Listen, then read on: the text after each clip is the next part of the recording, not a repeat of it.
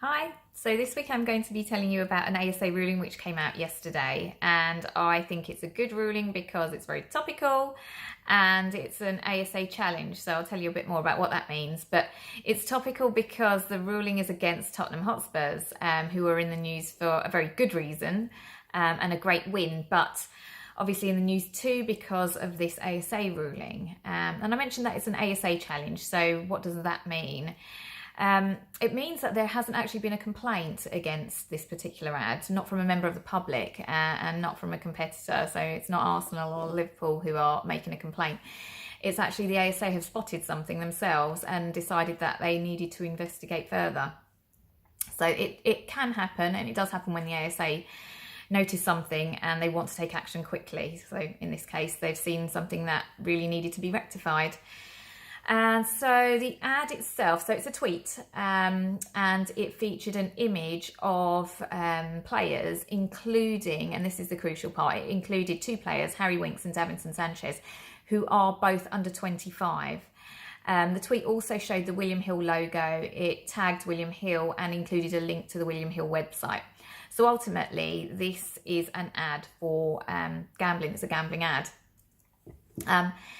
Why is that an issue? Well, because they had two under 25s in it, and there is a rule that says, a cap code rule that says gambling ads should not include people who are under 25 or who look under 25. So the ASA, that's the reason why they've obviously taken up the challenge in this case.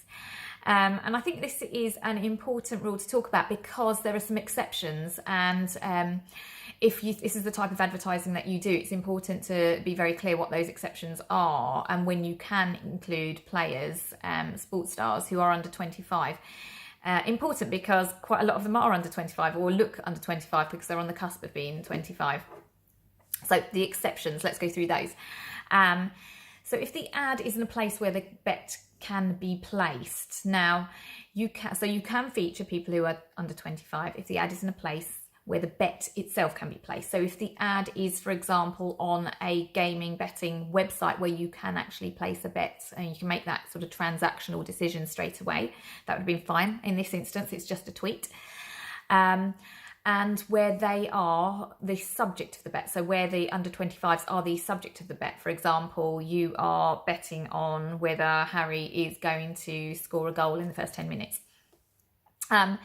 And they must be shown in the context of the bet, so not in a gambling context. So the people who are under 25 should not be randomly in a casino throwing dice. It's got to be relevant to the context of that bet.